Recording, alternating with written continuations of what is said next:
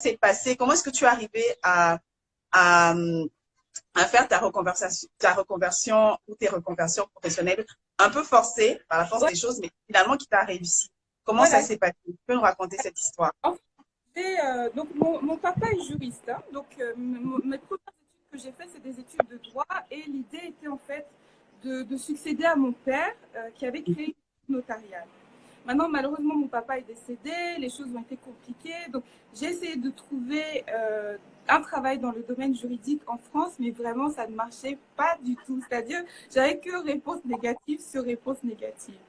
Et du coup, de poste de jury, j'ai commencé à descendre, non, assistance administrative ou non, même les petits. En fait, et puis je suis venue à faire même les petits boulots, téléconseiller et tout ça. C'était les marchés entre et un jour, en fait, ma maman a entendu la publicité d'une formation à la radio. Elle m'a dit, mais tiens, enfin, genre, tu galères, quoi, pourquoi ne pas faire ça, en fait? Donc, je suis repartie à l'école. Je me suis formée, cette fois-ci, en tout ce qui était gestion des conflits. Et j'ai commencé à travailler un peu dans le domaine de l'associatif, dans la gestion des conflits en Afrique. Donc, j'ai des problèmes de réconciliation post-conflit et tout ça. Et voilà, ça a marché, ça commençait à marcher un peu, c'est-à-dire que c'était la fin de la galère, galère, mais c'était pas encore ça. J'arrivais à trouver des petites missions, mais c'était pas encore ça.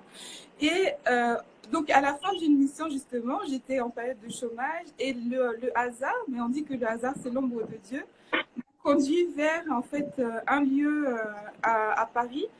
Donc, c'était une librairie, donc un centre culturel un peu, puis à la fois un média congolais qui était installé là. Et en fait, j'ai bien discuté avec les personnes qui étaient là. Et en fait, elles m'ont.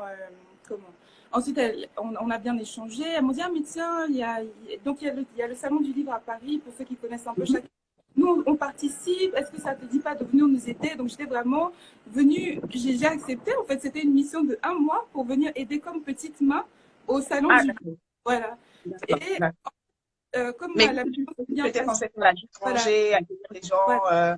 Voilà, faire le timing, enfin, en fait, s'assurer que les tables rondes avec les auteurs commençaient à l'heure, finissaient à l'heure, Ok.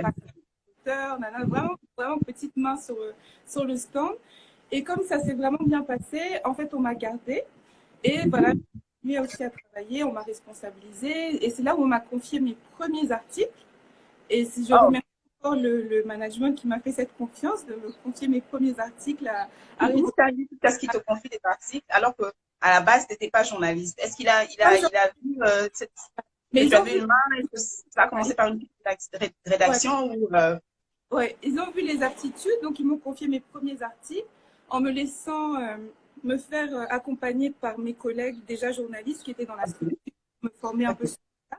Et comme disent les Américains, the rest is history. Donc voilà, j'ai continué. J'ai vraiment trouvé ma passion en fait dans ce ah donc milieu.